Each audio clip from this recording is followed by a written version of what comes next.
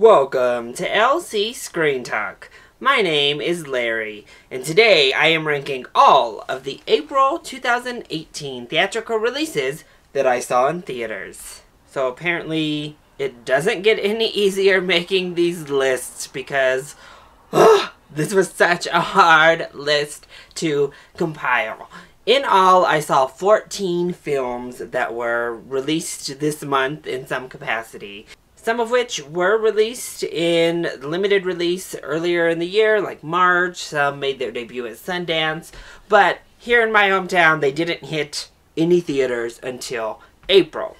So I have 14 films to rank, ranging from small little indies to, well, the biggest blockbuster ever. And this is all just my ranking. This is not the quality of the film, necessarily. This has nothing to do with box office or Rotten Tomato scores, general opinion. It's all just how I personally rank the films. And I have to say, that's what made it really hard to do.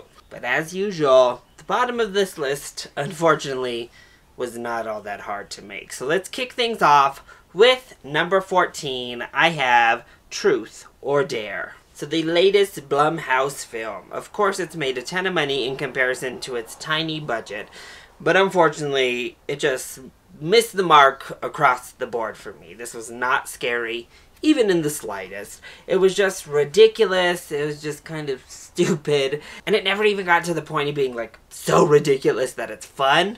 No, it took itself too seriously for that. Really, Truth or Dare just offered nothing new, and wasn't a good film. And unfortunately, that's why I have it here, dead last at number 14. At number 13, I have The Miracle Season. The true story behind The Miracle Season is a wonderful story, a very heartwarming, beautiful story that definitely needed to be told. Unfortunately, I think I would have just enjoyed watching a documentary about the actual people and about the actual events, instead of a poorly executed TV film that made its way onto the big screen. Because honestly, the unfortunate fact is that the only real redeeming parts of The Miracle Season were the parts that dealt directly with the story, where we saw clips of the real life people. It all hit me more emotionally than any of the acted narrative that was going on here. So I couldn't really rank it much higher based on the base story and true events that inspired the film, because the film itself just wasn't very good. At number 12, I have Traffic. Similar to The Miracle Season, this is a film dealing with a very important subject. Human trafficking is something that often goes overlooked, and we don't nearly talk about as often as we should, especially coming from a country like the United States. So many of my fellow countrymen and women like to think it doesn't happen here, right? Oh, well, it definitely does. And this film does do a good job of spotlighting human trafficking and how easy it is to get sucked in and unfortunately taken into that realm. But unfortunately, the film just doesn't live up to the subject matter. The film felt very amateur. It was really just not well shot. It wasn't well paced. It was decently acted, but there weren't all that many redeeming factors other than the subject matter itself. At number 11, I have Super Troopers 2. This just isn't really aimed at me. This is not really my style of comedy. I thought the first one was fine enough, and I think this one is pretty much right in that same wheelhouse. It's fine. It delivers on what it needed to do, and that is deliver a reprise for the original cast, deliver something that fans of that original, those cult followers that Super Troopers definitely has, give them some laughs, give them some fun times with old friends, and I think that's what happens here. Unfortunately, I just didn't find all that much to laugh at, and I was just kind of sitting there, not hating the experience, but not really laughing enough to warrant putting it in my top 10. At number 10, I have I Feel Pretty.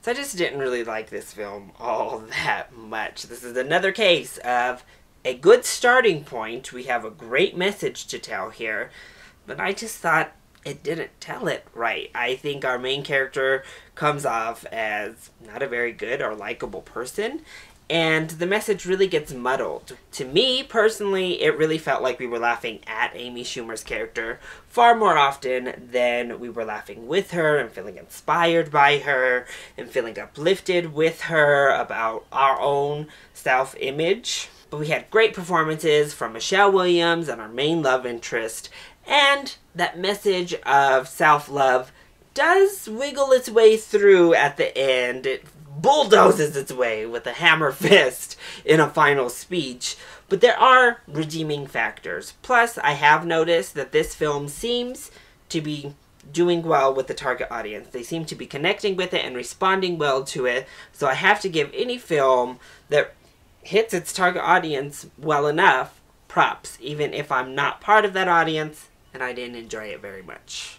At number 9, I have Rampage. This film actually was a slight letdown. I was looking forward to Rampage. I wanted to have some big, dumb fun with some nice moments with animals. And I got that. It just wasn't as fun as I had hoped. I didn't have as good of a time as I was hoping to have with Rampage. The action was all really fun. When we got all the animals out in Chicago, battling it out and fighting each other, it was super fun.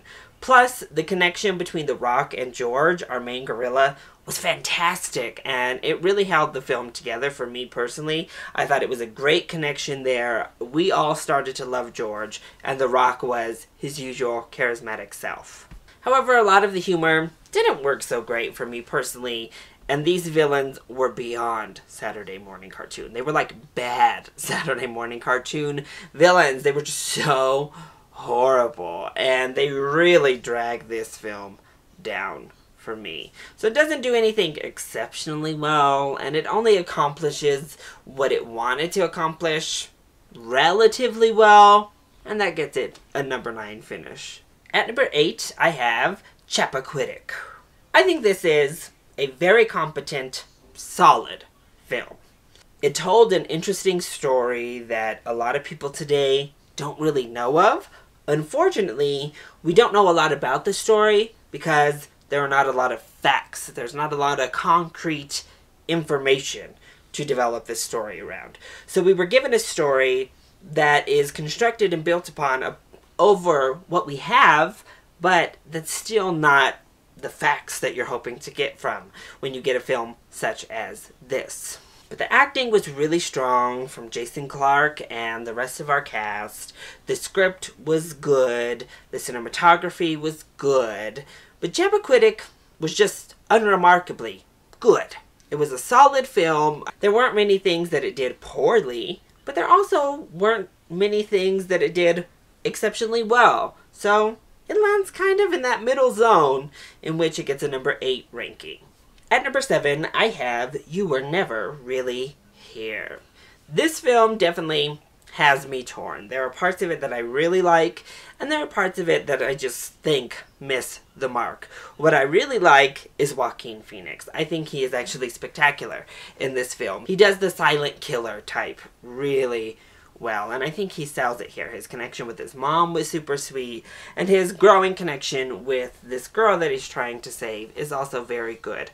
But he just gives a very layered and restrained performance for Joaquin Phoenix, who we know can jump to 10 real quick. I don't think he ever does that, and he gives one of his better performances, I'd say, of his entire career, actually, in this film. This is definitely a dark film, and a film that leaves everything wide open. I don't think it really answers any questions. I think it definitely leaves you off with more questions than you start with. It's gorgeous, and I think actually the score is fantastic in this movie. I think the score really heightens all emotions here. But the narrative structure is just a little bit too loose for me. It's just a little bit too ambiguous for me to truly appreciate what we were going for and to appreciate that ending in particular. It really leaves us off on an open and strange note, but one that I don't know is fully effective. It wasn't really all that effective for me. This is another film that I appreciated more than I liked or enjoyed at all. I appreciated the risks and I appreciated the darkness. I just wish maybe there was more substance underneath. I feel like it's all surface level, dark, dreary, creepy, but I don't know that there's a whole lot of thought under that. And maybe on second viewing I would like it more, but I don't really have a desire to go back for a second viewing, so it's at number 7. At number 6, I have Sgt Stubby, An American Hero. This was maybe the biggest surprise for me of April. It looked like just another indie, meh kind of animated film that I turned out to really, really enjoy myself with. This is a true story told in the medium of animation, which is something we almost never get, ever. And it was done so well. This was such a heartfelt, warm, beautiful little film with so much heart that it was hard not to just fall in love with not only Sgt Stubby, but all of our human characters and the story as well. There were some beautiful 2D animated scenes here that really served the film, and for once they were used to enhance the story that was being told. The other animation was done fine. It wasn't Pixar level of animation by any means, but it was still very solid. It didn't distract. Our characters were all wonderful. The voice acting was done well. I think what keeps it from breaking into top 5 and being like, I loved this film, were some narrative ups and downs. Some of the writing, I think, slipped in and out, but this was just a perfectly lovely, wonderful little animated film. So kicking off our top 5, I have Blockers. Another surprise in the month of April for me personally, because the trailers looked super generic and seemed a whole lot like, we'll see about this one. But this turned out to be one of my favorite straight-up comedies over the past several years. I thought Blockers was hilarious and surprisingly had a lot to say. I think it really accomplished the messages it set out to tell, and it did it in a very entertaining fashion. We had wonderful performances from Leslie Mann, Ike Barinholtz, and John Cena, as well as the girls. I thought they were all very strong as well. The big thing is, this is a raunchy comedy that made me laugh all the way through, including some real, like, gut-bust laugh scenes. So I finally got a raunchy comedy that I really had a lot of fun with, and thus, it gets up to number 5. At number 4, I have Lean on Pete. Another indie that I didn't have the chance to review on my channel, but did see over the month of April that I really, really fell in love with. This was a beautiful story from A24 that just depicts life and an unfortunate circumstance that many people find themselves being involved in. This is their reality, and it's a reality that we don't often explore. Charlie Plummer in here is fantastic. I thought he gave such an amazing performance in this leading role, and it was just beautiful to watch him throughout the film. Steve Buscemi was also really strong in this film, and we go through so many different events, and for a film that is paced as slowly as it is, it never lost my interest even once watching.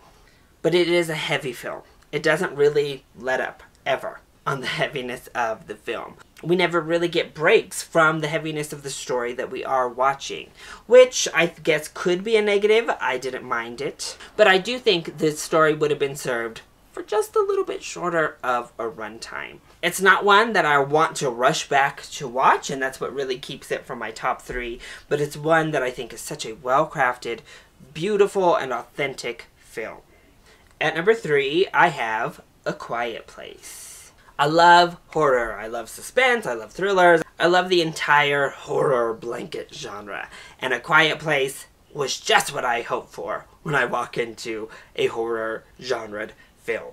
This was edge of your seat, suspense, thriller, greatness. First of all, our acting performances were all fantastic, anchored by Emily Blunt, who just does an amazing job, but also John Krasinski, who also directed this film and did a beautiful job there, and these child actors who just sell it. But the film took a really base, simple premise and created one of the most, like, anxiety-riddled, tense viewing experiences I can remember having over the past like 10 years or so. It was really that suspenseful. You were afraid to breathe in the movie theater because you were right there with those characters. It was beautifully executed. Of course, there are nitpicky little problems here and there, but honestly, I think this is just such a well-crafted, great thriller that starts off with what might seem like a gimmicky premise, but elevates it into something so much more. So now my top two. And this top two was so hard for me to rank. On the one hand, I have a film that gave me highs, higher than any other film. There were moments in which I was just all in, 100% in love, geeking out in the theater. But that film also has a whole lot more negatives than the other film that was competing for my #1 spot, which was much more even keel, but still fantastic. So what do I choose? What do I go with? How do I rank these against each other? It was so difficult. But in the end, I decided you committed to doing these rankings.